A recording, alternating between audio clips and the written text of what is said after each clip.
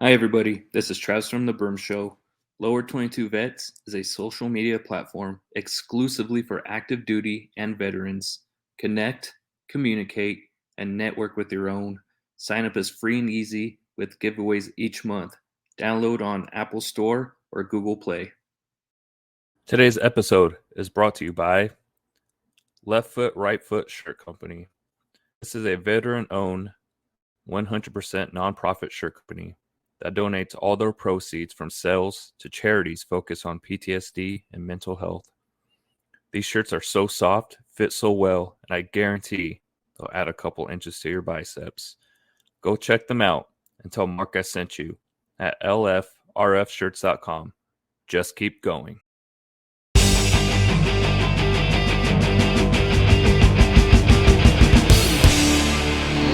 All right, here we are. We're back with our longtime friend here, Adam Nance with the Lower 22. What's going on, man? It's going. I know you've been busy. You've been traveling and doing a whole bunch of fun stuff. So, yeah, family just took a nice road trip out to Louisiana and stopped at some cool places along the way and hung out with some veterans and stuff like that. So, yeah, that was awesome, man. Like, started off,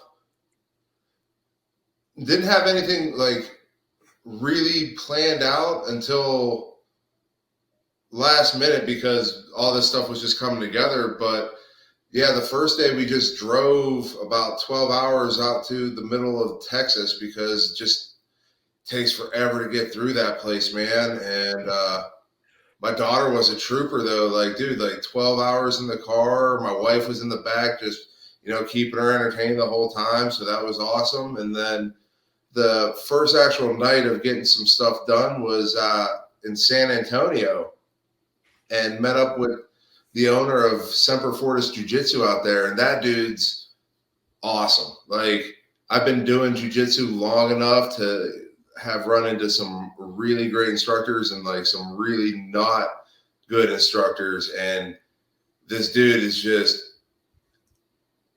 it was incredible to go ahead and learn some stuff off of him. And on top of that, like, it's the little things that really excite me now about jiu-jitsu. Like, all of his floor mats are elevated and springy, so like you can get thrown, and it's so much nicer to get thrown onto something like that than like on the concrete ground with a 2-inch mat. Like, that just sucks. And so it was really fun because he actually went ahead and, like, a couple days earlier, I was just on Instagram scrolling through and I saw this one like really shady looking thing, and I was like, man, I don't know if this works and everything like that. And then he ended up showing it, and I was like, dude, this was like, it was so almost meant to be. Like, it was awesome. And then I got to roll with him and a couple of other of his higher belts, and it was a nice atmosphere. It wasn't like we were trying to like hurt each other, like we're going for ADCC and stuff like that. Nice little back and forth, not flow rolling necessarily, but actually, being respectfully painful towards one another. So that was awesome. And then went out to Louisiana because a couple of our patrons are actually from there. It's my daughter's godparents and stuff like that. Oh, nice. And dude, I got to play paintball. I got to hang around. Like, probably one of my most favorite cities to go and visit is New Orleans. And, just going back there and being able to just do a couple of things at a time and really get to enjoy that place. Like, I would never live there. No. But like, I'm just being honest. Like, I don't want to get like hurricaned away and shit like that. Yeah. And like, dude, like the last big one they had, like, there was some alligator that took an old man off of his front porch. And like, that was just, that was the end of it. I'm like, no, why?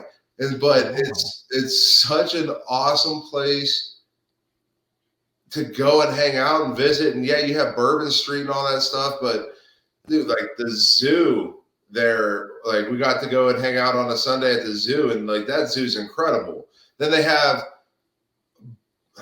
like I can't say I really remember it because I was a little kid at the time. I went to the Pearl Harbor Museum and stuff like that. But New Orleans has one of the craziest cool World War II museums out there, man. It's like you get to walk the whole Band of Brothers things times like 1,000. Like it's super rad. Like, and Tom Hanks narrates part of it and stuff like that. But you get to go through like all the stages. Like they have holograms of like the presidents talking about like the propaganda both ways and stuff like that. It's insane, dude. Yeah, Louisiana's we went. God, yeah, my wife was pregnant. We just found out she was pregnant. We went there. My best friend lives out there in Louisiana, and that place, yeah, New Orleans and all that stuff. That's a fucking crazy place. I still joke about like we saw people get mugged right in front of us. It's just like the crazy in broad daylight, like in the middle of the day. They are probably some of like the scammiest like people out there in the world talking about like, you know, I bet you I can tell you where you got your shoes, you know, and then they're like, you got them on your feet, and like they want money from you. Then I'm like, what? No. Yeah. Why? It's even the drive in though, like yeah, because we flew and then we drove, and then there's like the part where you're, I guess it's like an overpass, I guess technically, but the water kind of comes up, like right up to the overpass. You're driving over the ocean. Bro, it's mostly bridge going in there. Yeah, like you just like I always think I'm like, man, like if you got into a crash, like this is not going to end well. Like you're going over the side.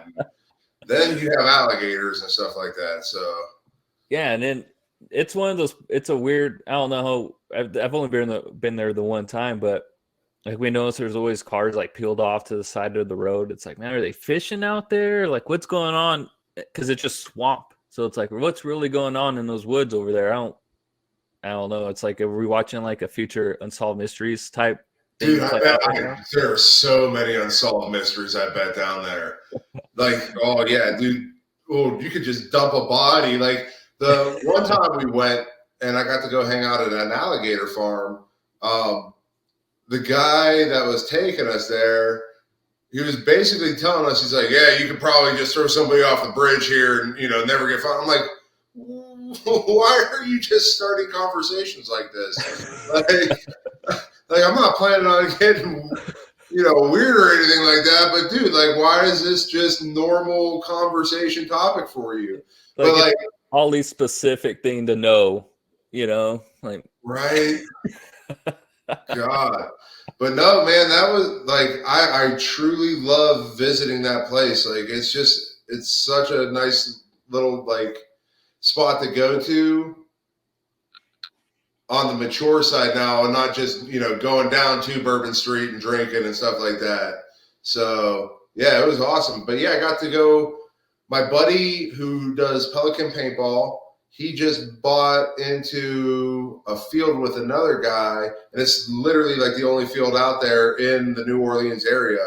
So got to go out there and just hang out with a couple vets, and they do this gauntlet thing, and like I guess different, you know, in BJJ you have a gauntlet where when you get belt promoted, like you walk down and everybody slaps you on the back and the chest and stuff like that. They call that. But paintball, like you just run from one side to the other, and dude, that like okay. In all honesty, it wasn't completely like painless. It obviously hurt and everything like that, but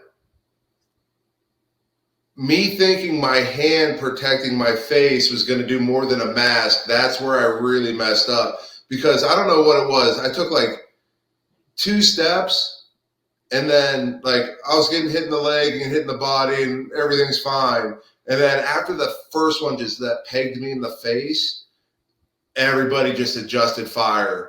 And dude, I was just getting blasted like on the left side of my head. And I'm thinking, oh, okay, cool. Well, even though I have a mask, let me put my hand up. These guys have good aim. And like my middle finger knuckle, it was bruised because it was just getting pelted the whole entire time. And so, yeah, man, it's an interesting little sport that thing is. So I was just thinking, and then to be like rolling around doing BJJ the day before it didn't go and get shot. I mean, like that got to suck. I'm sure. I mean, well, you roll a lot, so you probably not sore, I'd imagine, or as sore as you used to be. oh no, I'm crippling sore, man. Like, dude, my body it's the whole thing behind me doing this stuff now is because because I got 2 spinal fusions, and now they're saying that the spinal stenosis is sitting in, and that supposedly is like my nerves are basically inflamed down my legs and stuff like that. So it's like, dude, it's painful sometimes to just get up and walk. And so doing this stuff, dude, like, yeah, after rolling and then getting shot with paintballs, man, dude, I was sitting in the tub like a 5-year-old. I just got bubbles going on, sitting in a nice big tub, having a whiskey, and just trying to just soak back and have some fun because, yeah, we're gonna see how long this body holds up still. No shit, you're putting it through the ringer, man. And then that's a sick ass lightsaber. I noticed it, but that's pretty sweet. It's my wife's. I can't even front, dude. That's my wife's. But she got it at World Market when she was quitting back in the day and stuff like that. Or no, she got it at Borders. It was Borders before they closed down and everything like that. So it was sitting in the back. So she got it for like $10. So I was like, I don't remember seeing that before, man. That thing's pretty sick. But man, that sounds like you've had quite a fucking experience. So I was going to ask you too, because like you were saying how certain places and like you go different places to do BJJ and stuff. You've been doing it for a long time. So is there like a difference too when you go from like a place you're always comfortable with and you kind of know what everybody is doing and you go somewhere else? Do they, like, even years into it, is there a lot of stuff that you're still learning, like that's being thrown at you from people in the same belt range too? They're like, hey, I'm a purple belt too, but I know something that purple belt doesn't know, and I can maybe show you something different. Is that how it really works throughout, the whole? Yeah. Okay. So, game? Man, like what I'm finding now is there's a lot more places when you go to train and drop in. It's so much more welcoming now than it used to be back in the day. When I started, and I started with a team called Gracie Baja, and it was basically ingrained in you, the school that you start with, like you hate the other schools. It's like when you join the service, but you legitimately would be like, F the Army, F the Navy, like, and you would take it to heart and stuff like that. Like that's how these people saw it. But I mean, like, dude, they're coming from a third world country, so to get out, like they're literally, this is their way of fighting to survive and stuff like that. So they really try to embed these deep seated hatred roots from one, place to another. Like there's a lot of stuff that I don't know at all, even being a black belt. And a lot of it comes from that mentality, because there's a guy named Eddie Bravo, who's a 10th Planet, the guy that invented 10th Planet, like just an absolute, he's a wizard. Dude's a wizard. Yeah, right? He's great. I've seen him roll a few times, man. He's great. Yeah. And dude, until I left Gracie Baja, I always had that mentality of like, oh, his stuff is garbage. And then when you go back and look at it and you see the stuff that he did, it just doesn't make sense. It didn't gel together, like the history being told and what was actually going on. Because the way I was introduced to him was that he was a trader, that, no gi was always his thing. But you go and look back at it, that dude went all the way to black belt in the gi before he's like, man, like, I just want to do my own thing and have fun with it. And so that kept me from a whole bunch of knowledge for, like 13 years. And then you have all these different places that, have that kind of mentality. But since it's been getting so popular, I always try to make sure I introduce myself, like email or whatever, and be like, hey, I've been doing it for this long, and I just want you to know, like, one, I'm 40 now. Two, I have 2 spinal fusions. I like to roll hard, but I'm not trying to go out for ADCC style, like, grappling matches. Like, I just want to have fun. If you beat me up, that's cool. Like, I don't care. Like, it's not paying my bills to do BJJ. So, like, I don't really care about that, And so when I met the guy from Semper Fortis, we roll, we get down and we shake hands and go roll and everything like that. I could hear what he was trying to say, and I was like, just to let you know. And I went out and I just tapped on his leg. I was like, you already beat me once, and just and like you could just see how happy he was to know that it wasn't an ego thing. It wasn't me to try to go in there and storm his place and stuff like that. Like, I really just want to have a good time. And if you beat me up like that, that's cool, man. Like, cause I can always learn. It seems weird with like BJJ, because I've seen like videos like that where people take like offense to like another black belt coming in and kind of just, even like you said, maybe just to kill some time. You're on the road and you want to keep rolling, keep fresh. And then they take it like personal, like you're trying to challenge them in front of their students or something, like, hey, this is my gym, these are my students. And so they take it. I've seen a few videos like that. I think there's one Eddie Bravo actually where he gets choked out, like, which is crazy. Oh no, dude, no, dude, that's the old video with him and Hanata Laranja. Yeah, that was no, dude. Oh, you bought into it. No, dude, that's a big old fake video, bro. Oh my god, because I was like, damn, that thing was fast. Like, he went in there and just like grabbed him, took him down, and I was like, well, that's a wrap. That thing ended quick. No, yeah, that was good. Like, that was one of the greatest early fake videos for jiu-jitsu, man. So, well, but yeah. No, like, and you have enforcers at gym, and they're usually like your purple belt, like Thomas. Like, if somebody didn't like announce their intentions and stuff like that, I see Thomas being that person, because he is a little bit older, but being a purple belt, you're going to know your stuff. Mm-hmm. And so if anybody comes in, usually the way I've seen it work, you'll put that person with their belt level at first, and you'll kind of like side eye watch them with your peripheral, see how they're rolling and stuff like that. Being a black belt, like, I was obviously going to have to go with him, but then it's a great way to gauge that person's true intentions and stuff like that. But like, if that person's being, a jerk, then you put them with someone like Thomas, who at first appearance, he looks like just a nice, humble guy. But then the moment that he grabs you, he's gonna choke you up. And so having people like that in the gym to keep that hierarchy in check, it is great. But no, it really seems like the tide has shifted to where it's more inviting and more welcoming, which it's fantastic. I don't know if part of that never learn enough, man. Is part of that also because like now kids are getting into it, like maybe more kids, and like parents are bringing their kids. Dude, it's like with the kids, it's almost like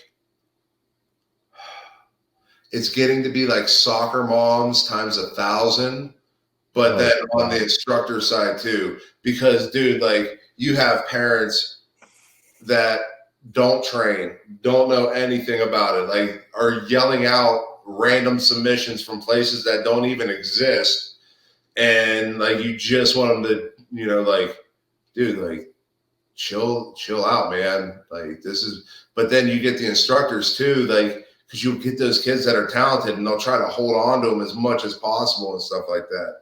So it's It's good and it's bad because as long as that instructor allows them to grow outside of their own academy, there's nothing but positives that can come from it. You know, like it could just only get better if they're allowed to really explore their own path, because everybody's a different size, everybody's a different beast and a different animal.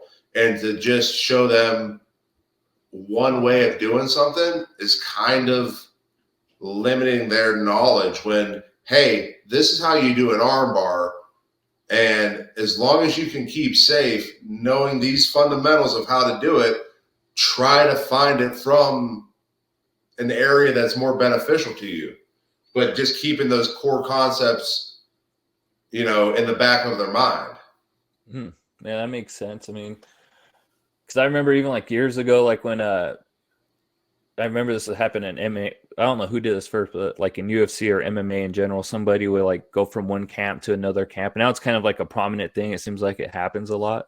But it used to be like, man, no, if you're a part of American Top Team, that's where you're at. If you're part of like a, what is, I can't even thinking right now. I'm blanking out. But there's all these different, you know, camps where, hey, this is where you do all your stuff. You don't go anywhere else. And now it's kind of changed. It seemed like over like the last maybe like 10 to 12 years or so, you know, where it seems like there are more places that are willing to bring instructors and different coaches in. Yeah. So it's not so much, hey, go and train somewhere else, but if you're doing this, let's bring somebody in and get you a couple pointers and keep on that progression level. Mm-hmm. Yeah, but so yeah, I don't know what it is, but I'm sorry. Like, dude, why does Texas suck to drive through? Like, that's my first beef. Second beef, and this might upset some people, Buc-ee's, that place, I don't get the hype. I don't get the hype of going to a Buc-ee's out in Texas. Like, these people are kind of strange, man. I got a few bones with Texas as well. So like my last year of high school, my senior year, my parents moved out there and grew up in California. You know, all I heard about was Whataburger. It's good. I'm not like blown away by Whataburger. No. You know, I'm not. I never understood the hype of Whataburger. I know that pisses a lot of people off. And then it does suck out there, man. Like there's dry counties, there's wet counties, and then there's freaking tornadoes. I remember I was driving home one day and like all of a sudden all these sirens started going off.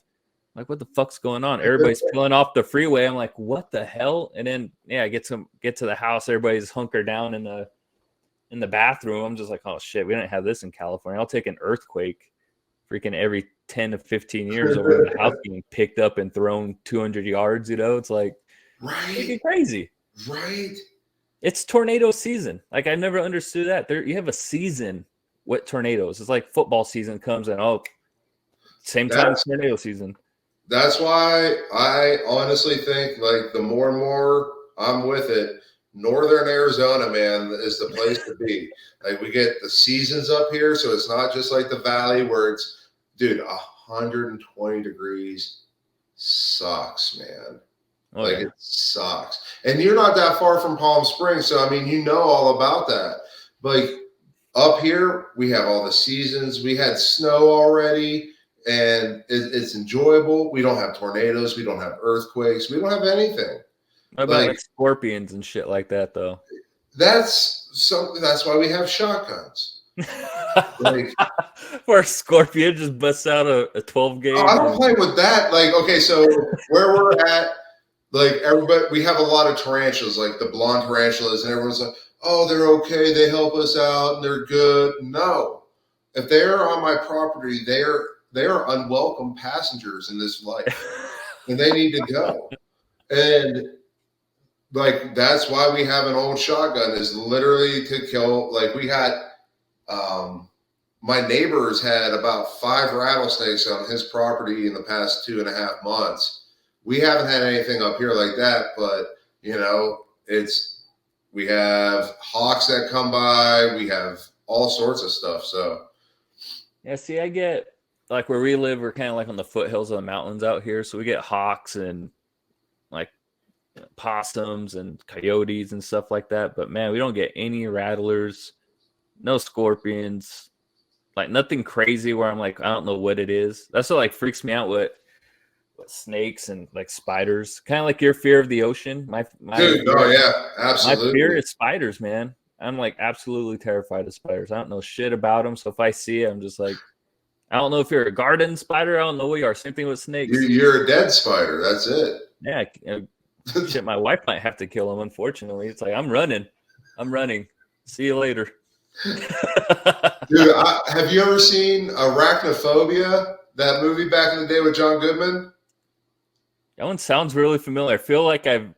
Where is that the one where they got like giant spiders and stuff in Dude, it? No, it's that's like a their different one. house just became a huge den for spiders and stuff. But to this day, I know what one you're talking about now. I saw that movie when I was probably like 8 or 9 years old.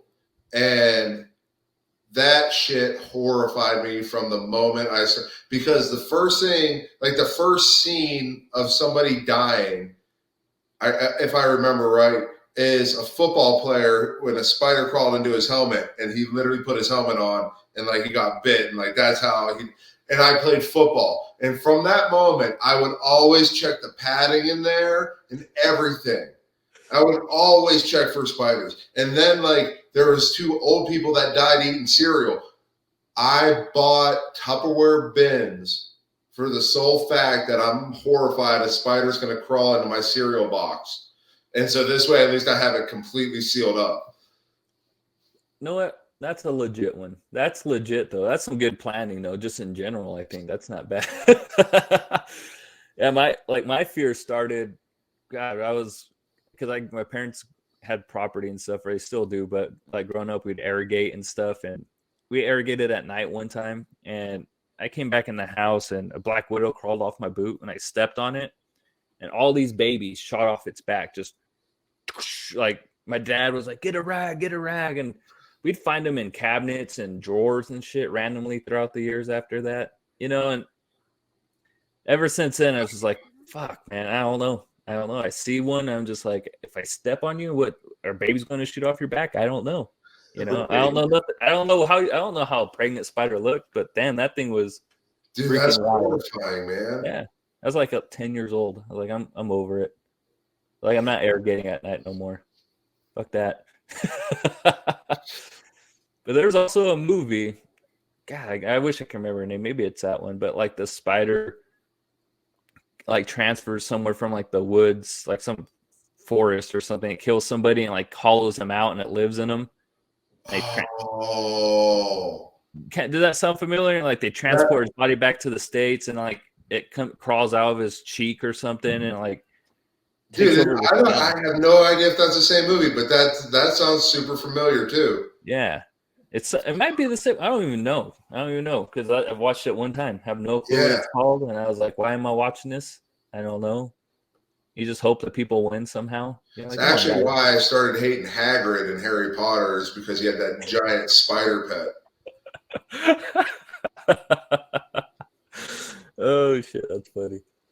Oh man. But man, so what do you got planned and lined up? Oh, by the way, we announced the winners for the raffle. Thank you so much again for sending out the hat and the shirt, and then the shirt for me too, man. I love no problem. It. Yeah, no problem. I was happy it got there on time because I was getting kind of nervous. I'd put the order, or on me too. I did put in a little bit late. It's just been freaking nuts. So I was like, man, I got to do this. I got to freaking do it. I had it like all ready to go, and I'm just happy it made it there on time. So that's great. It turned out good. I was like, damn, I gotta make me one of these shirts. That's what someone else was like. It's like, fuck, this looks nice. I need to rep a little bit of my own stuff a little bit, Like, damn, what the hell's going on here? But yeah, I'm happy it showed up. It sounds like you had a good time there. I mean, do you have a pretty good turnout and stuff then as well, or? So based off the numbers of the meals that we sold, and there was obviously people that didn't eat that came in. Based off of those numbers, I want to say that there was 120 people that ate there at the VFW that day. So probably close to like 150, 160 people showed up. Damn. Yeah. So That's that pretty was legit. awesome. That's pretty cool. And you've been doing a lot of stuff there anyways, right? Like just throughout, even like weeks before, months before your event. So Yeah, like even though like I feel old from time to time, like these guys are actually old. And like they are still like, but they're still hard charging. So like they're still doing projects, still doing all this stuff. And I'm like, fuck man, like I need to like do some things here to help you guys out because like there's one guy, One Eye Jack, and he has oxygen on and everything and like that. But that dude is still trying to like lift heavy things and paint and all. I'm like, no, dude, like sit back and enjoy. Let me do some stuff. And so started washing dishes there on Wednesdays, and it's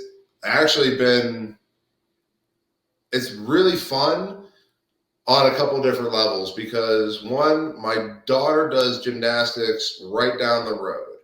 oh, nice. And so her and my wife will come over to the VFW afterwards for lunch and stuff like that. So like it's kind of like a cool core memory I'm trying to build in her, knowing that on these days she comes and, hangs out at the VFW and like sees all these old people and stuff like that. And so yeah, washing dishes it's been fun because like they still have it in them and they're still wise asses. Like they will still break each other's balls so hard, but it's in such a way that's that brotherhood again. Like you would never get away saying some of the stuff to each other unless you've done the same stuff. And so getting to hang out with them, I serve when we do the Friday night meals, like I try to serve at least once, twice a month. Then we did Poppies, and Poppies was amazingly great because I was at the other door from One Eye Jack, and I was like, I'm coming for your crown. And like I was trying to make a gang war from it and stuff like that. But dude, I'm not going to beat a guy with an eye patch and a wheelchair. Like, I'm just not going to raise that much money. So they're like, "Oh, you look fine, man. You don't need." Yeah, they're like, "What are you even doing here?" But no, like you could just, because poppies are because of back in the day in World War One. I guess the fields were just lined with them, and they're like the significance is from like a fallen soldier or soldier that like lost blood and stuff like that. But the great thing is like everything that used to bother us about the military, like, dude, I got in trouble a couple times. I got to wash dishes, and just being a lower rank, you have to wash dishes sometimes. But like you do it there at the VFW, and like the pressure's gone, and everybody just wants to have a good time. And so passing out these poppies is the same way. Like you're not selling them, you're not doing anything. Like you're just literally trying to give them away to people. And obviously we take donations, but dude, just being able to time the moment somebody walks out the door and just scream poppies to see them jump. It makes my day. It's so good. It's so good. And then all those little Girl Scouts that came in, they're bombarding you with their overpriced cookies that they took cookies away. Can't even call Samoas anymore in some states. And like, dude, like that pressure from like denying a little kid into being that person that just gets to stand there anyways for a few hours. It's beautiful. I love it. Like I cannot wait till the next time we do poppies, which is I believe Memorial Day. Because I'm gonna be the first one that signs up. Yeah, that's pretty cool, and that you're doing stuff like that. And God, I'd be hella nervous. I'm not gonna lie, but it would be fun to like scream at some like just regular, I guess you'd call them still civilians, just give them some shit. Because like I think that part would be hella fun to do. But yeah, I agree with you with those freaking Girl Scout Well, cookies, man. No, it makes me feel bad. Like, now they got like the digital stuff too, so like you can like use your debit card or like your phone if you have it on there. Because so many times I'd walk by and be like, I don't have cash, and they're like, oh, well, we take card. I'm like, fuck, you got me. Like, it's like I left my wallet in the car. Like, how did you pay for your groceries? I don't know. but Oh yeah, man. man, like, dude, like it was so much. It's a blast to hang out there, and it even though I haven't been there long, it kind of sucks to hear the horror stories of other VFWs, man, because everybody's like, it seems like it's still stuck in like the 70s and 80s, like, and our post, man, it's not like that at all, dude. It's super clean, hardwood floors, like an awesome, like we have people constantly booking the banquet hall to do their events and stuff like that. Like that's how nice this place is compared to the other places. And shit, like they want nothing but younger people to basically come in and take over anyways. So I walked into a great deal with this post, man. That's pretty cool. I mean, you're lucky to have that because I've looked up around me before and there's like nothing really even around where I'm at. And then the one that does show up, I don't think anybody really goes to, which is kind of sad, you Right. know. And I think a lot of them kind of have that same kind of feel that, like you were saying, like they're not really well kept and stuff like that. It's just kind of, oh yeah, here's a place where we can hang out, get some beers, and then that's kind of it. There's no like taking pride, like you said. Like you have like one-eyed Jack guy who's on the oxygen tank who's still trying to do shit. It's like, dude, we get it, you love it, but man, like you said, pass the torch on to somebody a little bit more That wants capable. to end up doing it for you guys. But yeah, dude, like I think our post is like in the past 2 months, we've had probably 5 or 6 events in the past 2 months. Like they just had a Johnny Cash tribute band come out there. They had their part. Like it's always something going on there, which is it's nice to want to be involved in that. Mm-hmm.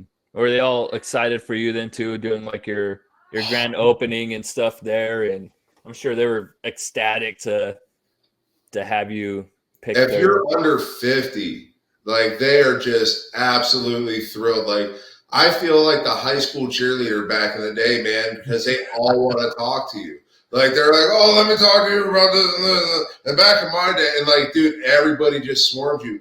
And it's funny because I took Brian, one of the other patrons, and took him there. He signed up and everything. And dude, it's like I'm old news already because he's like 10 years younger than me. And like they're like, oh, you're even better than Adam. I'm like, they're like, oh wait, there's younger ones. You guys are right.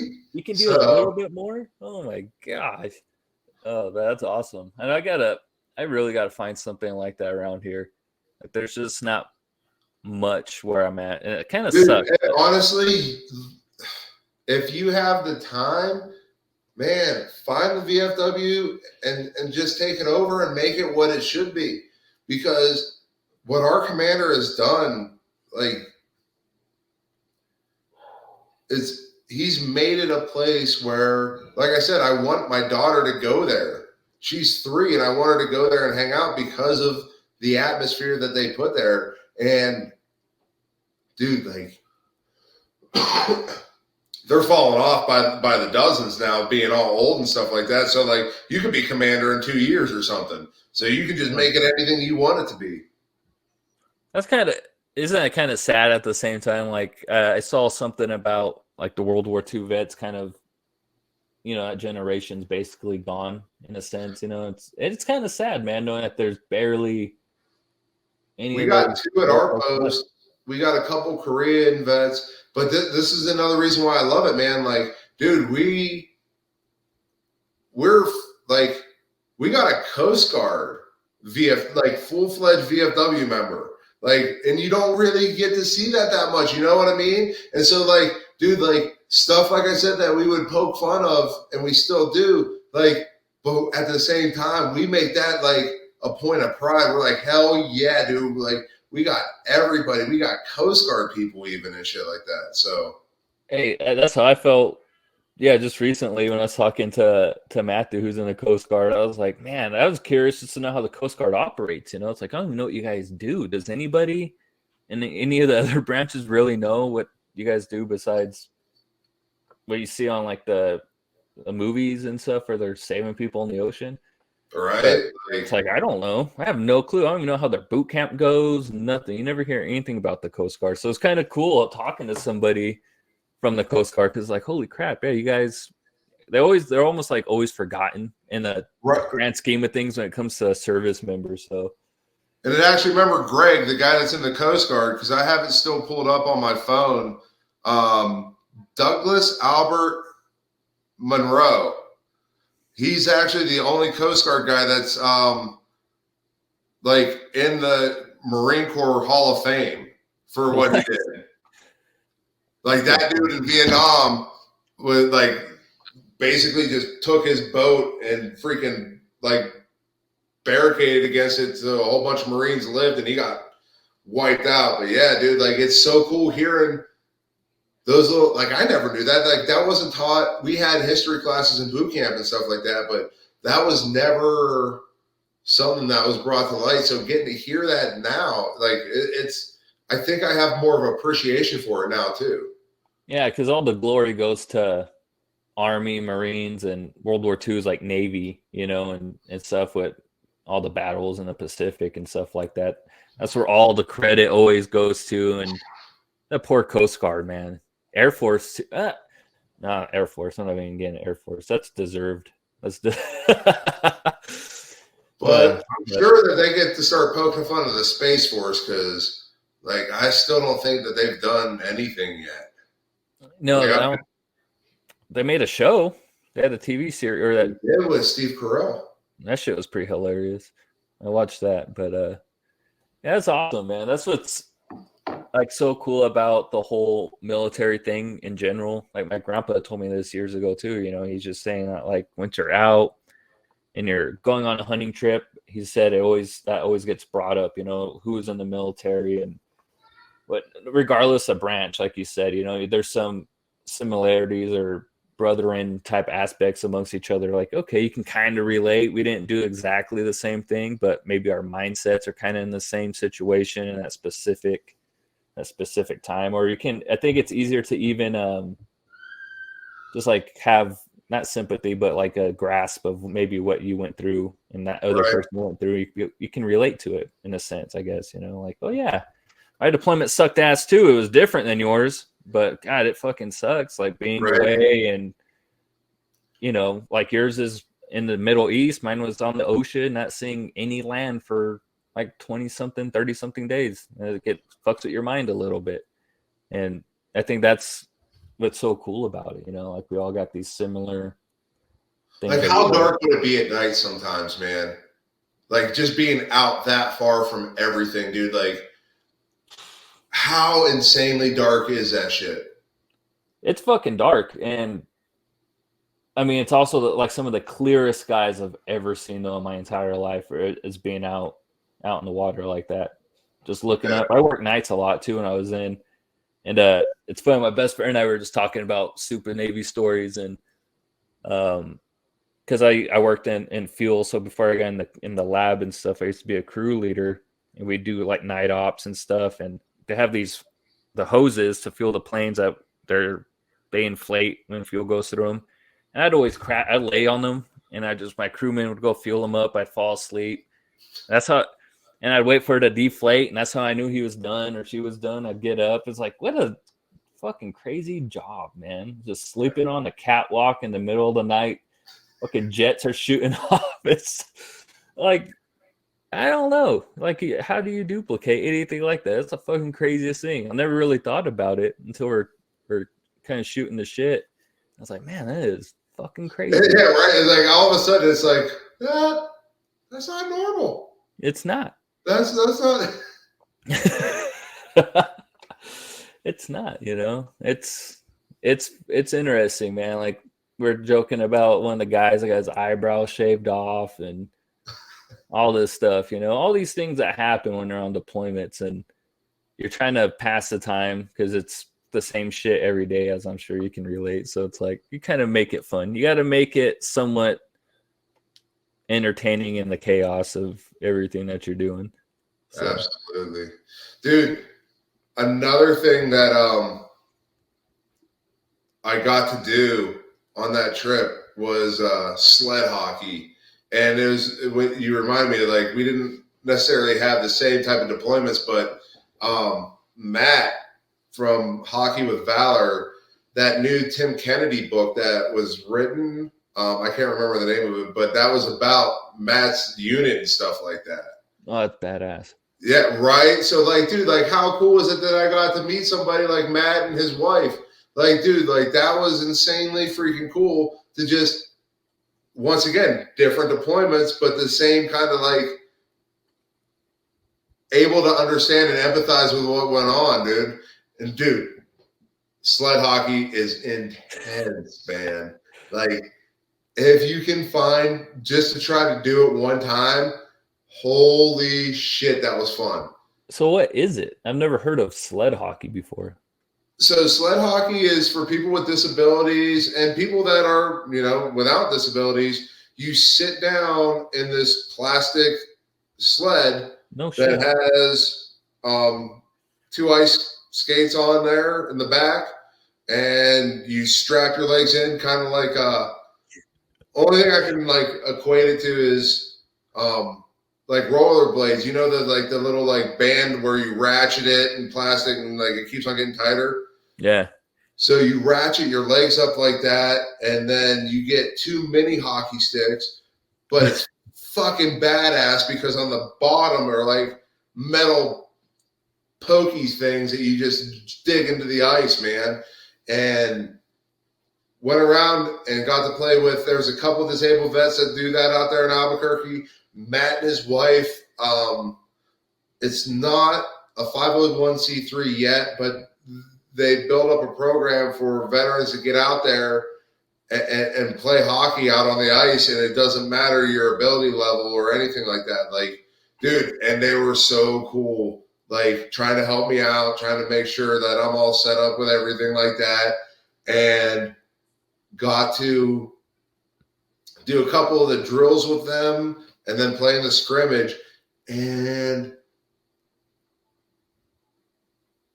so like a 15-year-old terrifies me with a mini hockey stick and shooting. Dude, these guys can shoot hard. And like they let me be a goalie for a little bit. And dude, that was probably the hard. I thought that might be the easiest thing. Being the goalie is probably the hardest thing out there to do. Like hands down, because seeing a puck come at you is absolutely terrifying. Like, no joke. No, F that. Like, dude, like it was not. I don't know if you could probably see me because we got a whole bunch of film, but dude, like I was flinching in this stuff because these kids were shooting this shit hard as fuck at me. Like they were not holding back. Do you think they even kind of like they're like, oh, this guy's new, let's really put it on him? Kind of like what happened with you at paintball, like you got shot in the face and like, oh yeah, let's pepper this guy. Like, oh yeah, absolutely. Absolutely. Like I'm not going in there with any kind of like ego or anything like that, but I like to stir it up a little bit, and so like I want them to have a fun time without me. Like I don't ever want to be disrespectful in any of these situations, but man, I want them to. The whole thing is if this is what they're doing to cope with anxiety and stress and everything like that, like I want to bring that out of them and have them really go buck wild.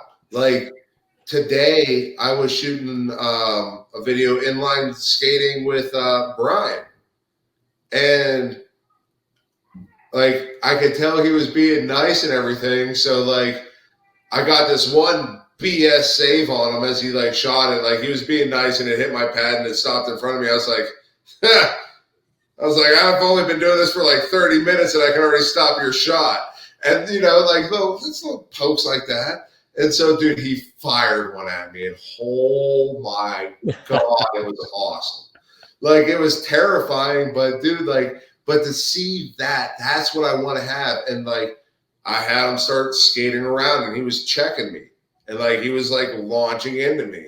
And I'm like, man, I was like, this is pretty intense, but I'm wondering when you're going to bring it.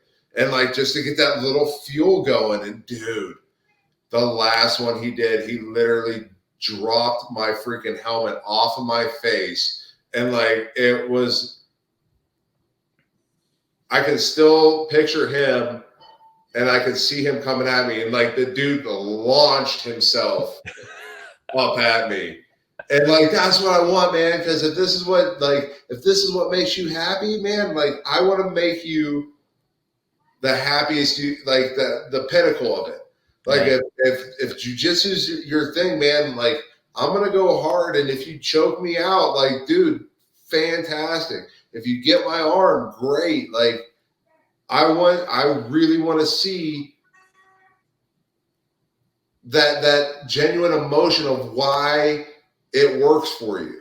And then after Brian did it, man, like, dude, like he was laughing his ass off because like, I mean, even though I'm old and beat up a little bit, I can still take a licking. And so like, I'm not going to complain about it. Yeah. So it's also kind of like you want the full on experience. Like, how would you play if you're playing with like a pickup type event, just let's go at it 100%. Because I think a lot of people do it. Like if you play with your buddies or something, you'll kind of, if they're new to it, you'll take it easy. Most people would.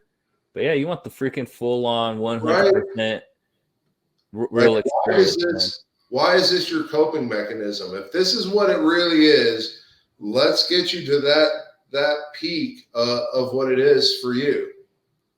Man, you really went through the ringer though. I'm just thinking about what it isn't like what Adam trying not to get hurt or something. Adam might get hurt. Adam might get hurt. God, I'm surprised you're even fucking sitting down right now looking so happy about it, man. Dude, I can't wait because we're doing I'm getting ready to do the Spartan run in Florida. Like, hey, you got to prep with that whiskey, You got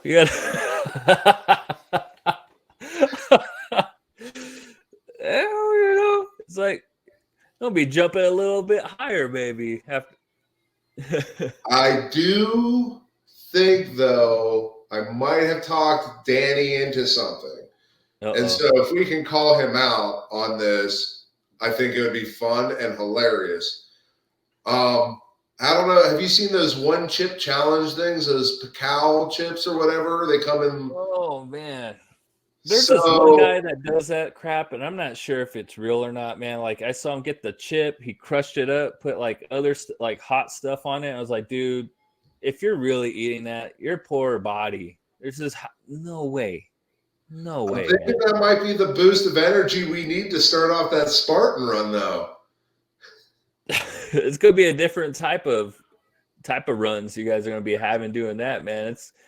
Nobody's going to want to be behind you guys when you guys are jumping over walls and climbing up ropes. That's not my problem at that point. Oh, yeah, that kind of reminds me. I saw this funny-ass video, like a brother and sister at the playground. I think the sister was underneath the brother who was like up top by the slide. And she's like, Dad, it's raining. It's like full on sun. No, man. His little son was taking a piss and it just dripping all over his daughter. It's like, it's what that if there's people that are going to listen to this and they're going to be at this event with you guys, hopefully they're like, all right, if I see these guys running, I'm going the next lane over if they're doing a freaking hot chip challenge.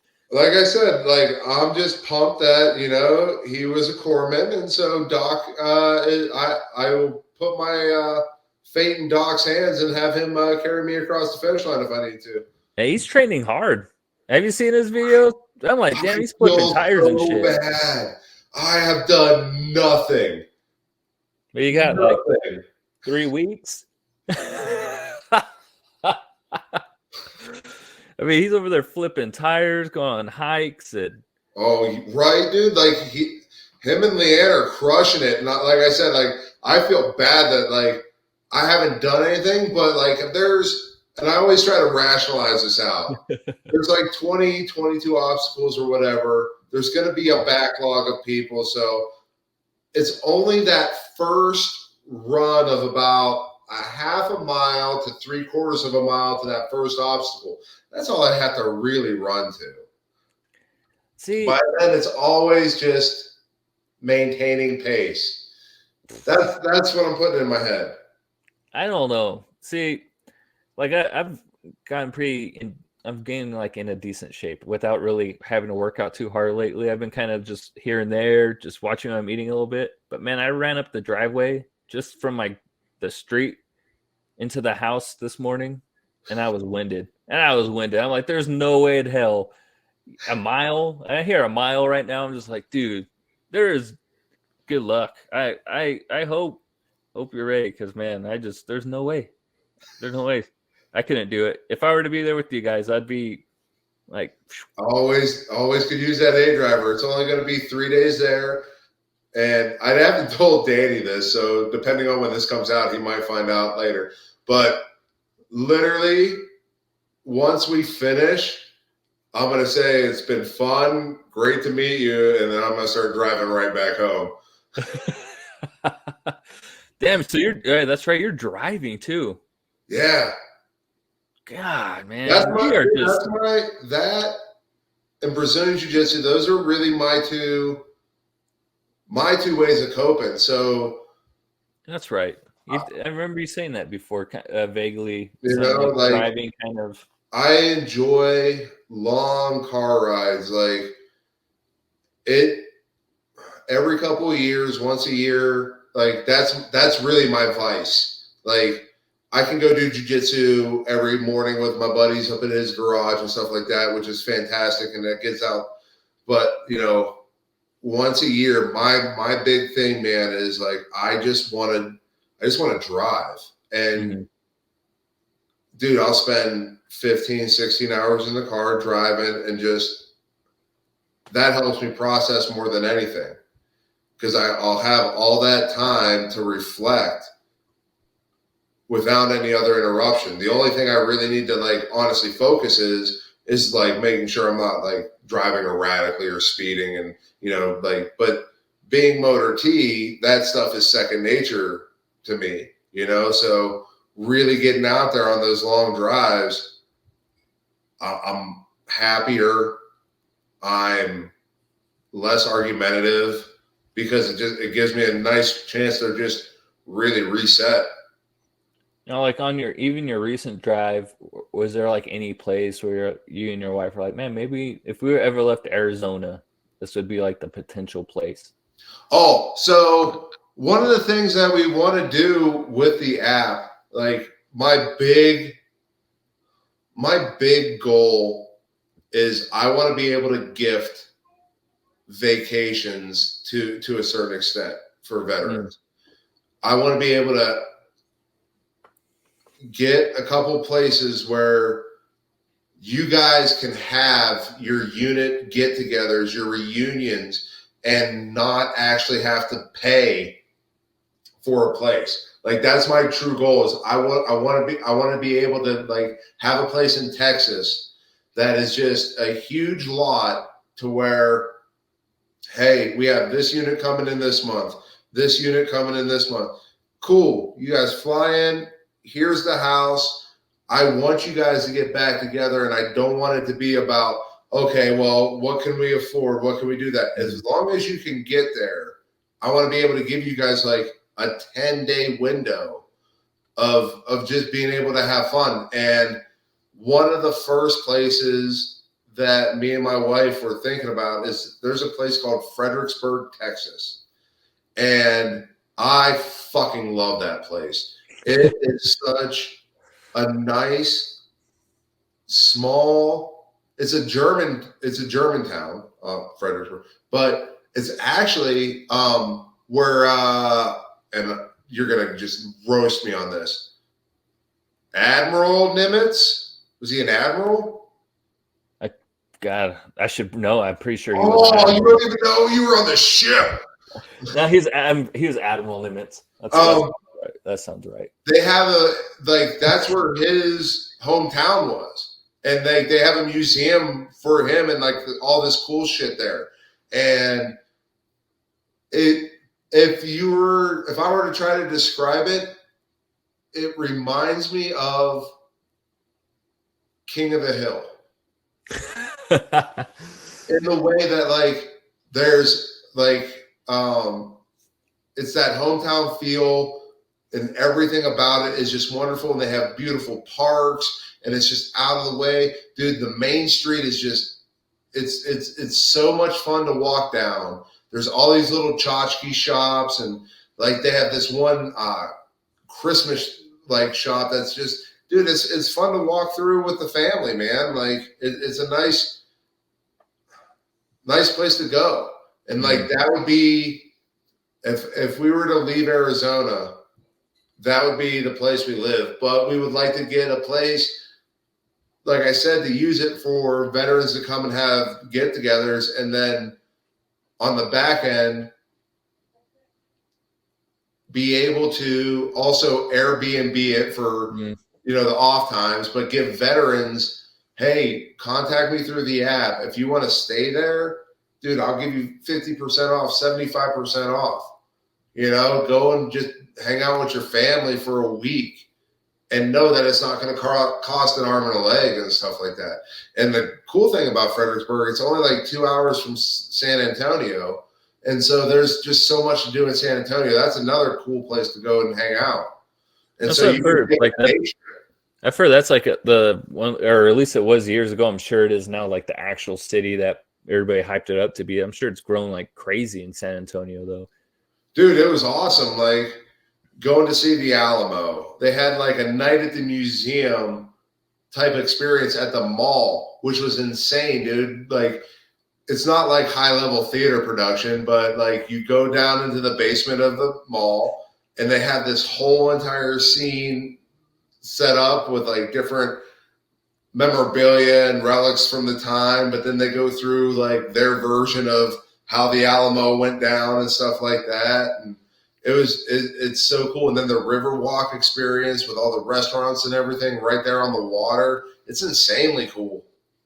Even the whole idea though, I like what you're saying too, and because there's a group of guys or a group of folks that I served on the Nimitz with that does stuff like that. They'll get together like every year, once every 2 years, and do trips and shit. It's like, man, that'd be cool, because I'm sure a lot of veterans do stuff like that, because a lot of people do kind of keep in touch with each other and hang out, and kind of like that's why I went to Louisiana, hang out with my buddy, and we had a good old time. It's like, it's shit like that's fun to do. You don't get to do it all the time, so especially right. now. I know my unit does it, and I don't go because they're like, well, it's like $400 for the.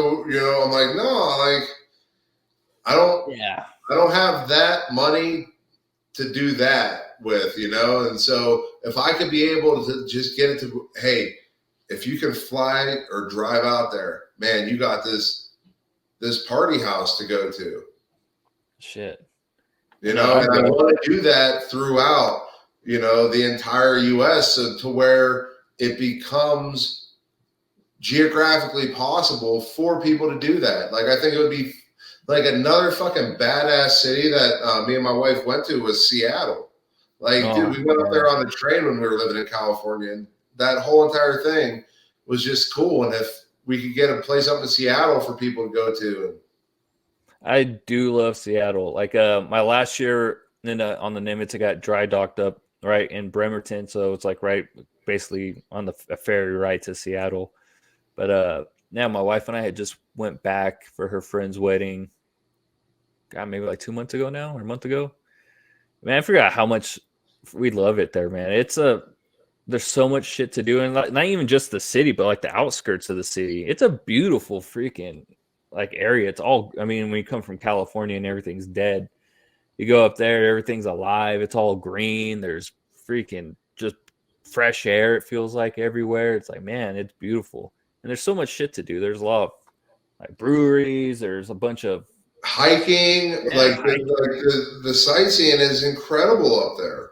Yeah, and it's. So, I mean, you got the ferry rides, you got all the cool shit you can do out there. You can go snowboarding, and it's a beautiful place, man. And man, yeah, Seattle. Shit, if you had something up in Seattle right now, I'd guarantee you we'd be going up there like once a year because I love that place. That's one right, of my like so favorites. that's I don't want it to say a long term goal, but in a couple of years, way we're headed, like I want it to be a feasible option for us to do that for everybody because yeah, dude, like how great would it be to go and like say I got a place in Yellowstone and then all you guys can go to Yellowstone and stuff like that. By the way, Kevin Costner is on. No, I'm just kidding. But no, like have them in places so not where only you guys can get together again and bond, which is cool in of itself, but like be able to do things outside of just drinking and getting hammered, at night. So like be able to go and actually experience like cool shit like that. Yeah, it's funny. That kind of made me think of one of the time, or I've been one of my best friends. We've done this a couple of times now, where because he's a Vikings fan also. And a couple years ago, we went to like a Thursday night game. Like he flew from Oregon or Portland and came down. We went and watched them play the Rams in the Coliseum, and then 2 years ago we saw them play the Chargers and at the soccer stadium. And it's like with his wife who was in the Navy with us also, and his dad. So it's like, man, this is kind of cool. Like to get a hang out and just like do some fun shit with some like folks that you served with and have a good old time. And you kind of laugh about the old times, like you said. That's probably the best part about getting together with people you served with, especially because you guys can kind of like look back and be like, man, what the fuck were we doing? But now, here we all are with kids and grown up. It's like freaking nuts that it's a weird thing when you grow up with like folks like that in the military. You're still friends with them, and then you're all having kids. And it's great to see. Yeah, people to see the people grow up were the same people that you were doing absolutely stupid shit with.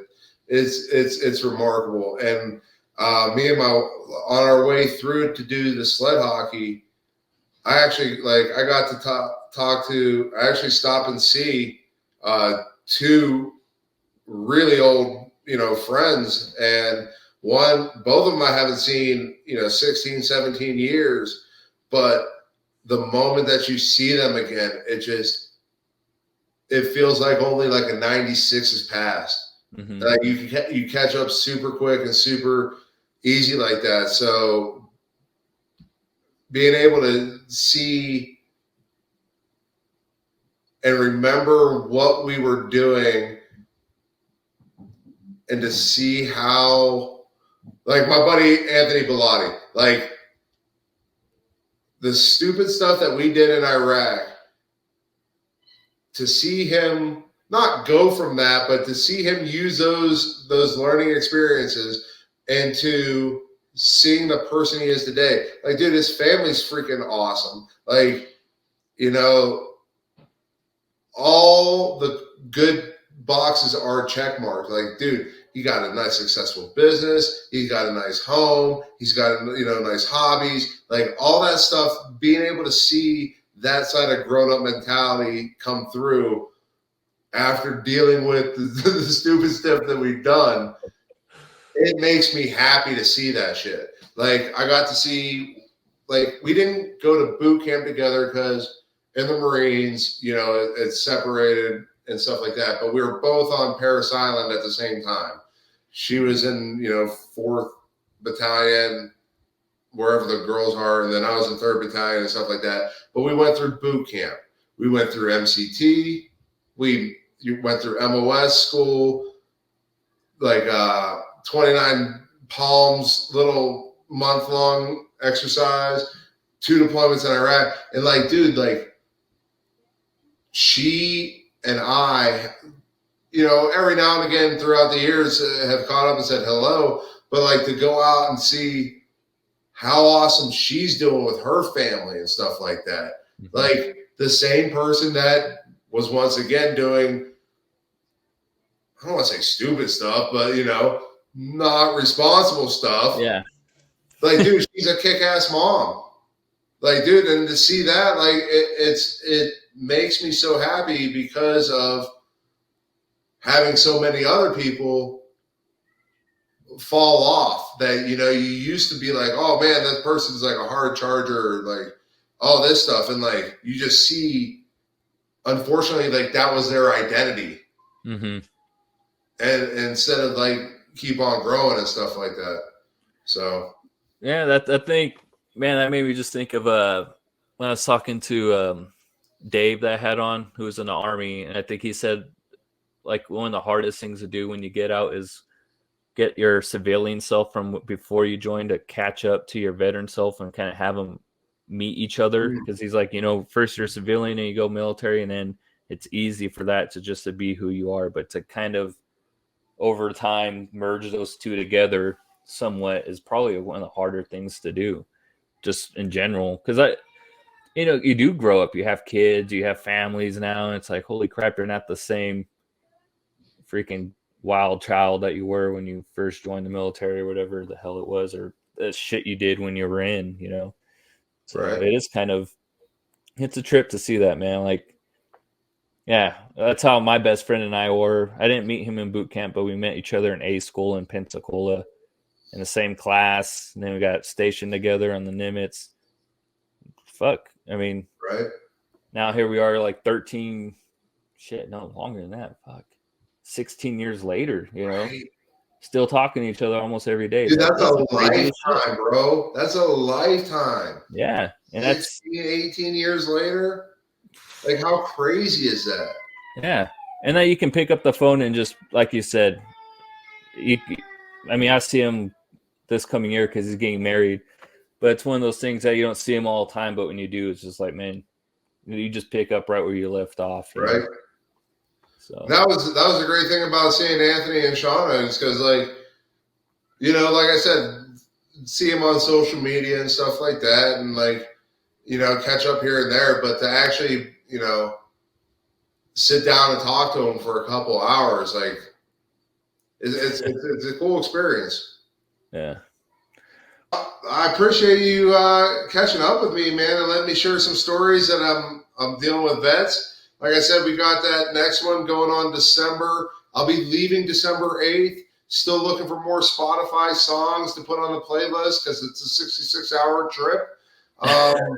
And yeah, dude. Also, me and my wife are streaming on Twitch if anybody wants to like watch a marriage dissolve on real time. Oh man, I seen you post stuff for that when you were playing games. I'm like, man, does his wife give him shit? Because, man, I know my wife would be like, what are you doing? Because I play games, but man, I don't know if Dude, this game that we're playing sucks so bad. This Elden Ring game, like, she's keeping the faith alive, but I don't know how much longer we got in this game, because this game is just absolute garbage. Like, it's garbage, and I just want to get on to Call of Duty Modern Warfare, play some God of War, some Uncharted, and some normal stuff. But okay, fuck Elden Ring. Hey man, if you get Modern Warfare, let me know. You got what? I guess on PlayStation. PlayStation 4? Yeah.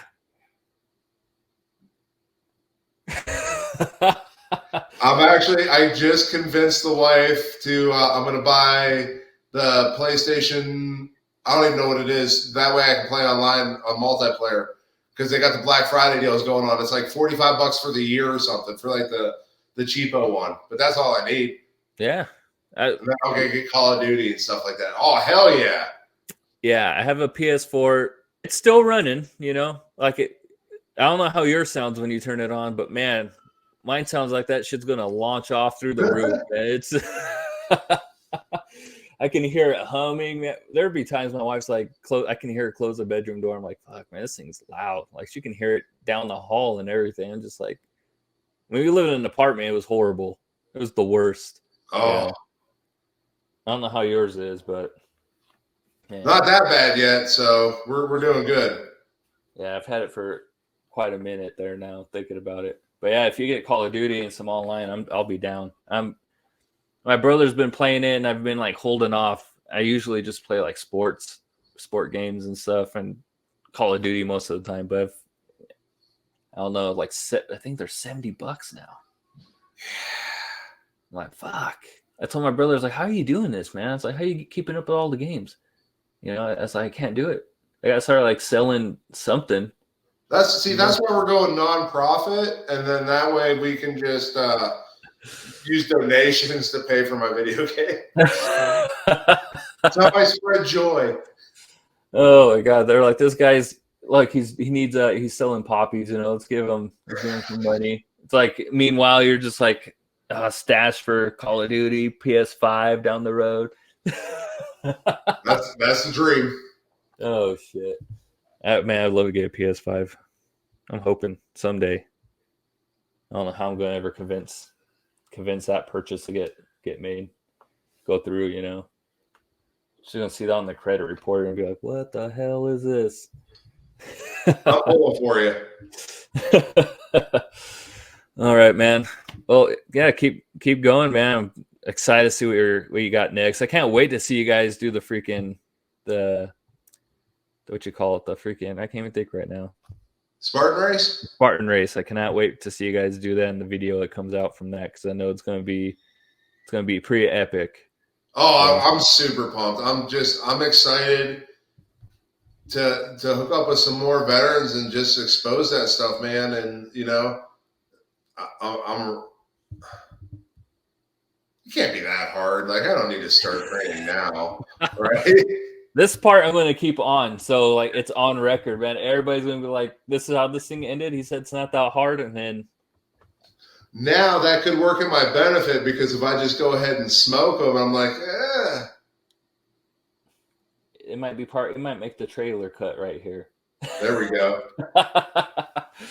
Oh shit! All right, man. Well, you have a good one. Good luck. Thank you so much again. Like I said, I really enjoyed catching up with you, man, and I appreciate you letting me tell my tales of getting out there with other veterans. No, anytime. I mean, I appreciate it too. So, yeah, you know, you have a good Thanksgiving. You and your family stay safe out there. You know? Absolutely. Have a great Thanksgiving. Oh, you too. Thank you. All right, brother. All right, man.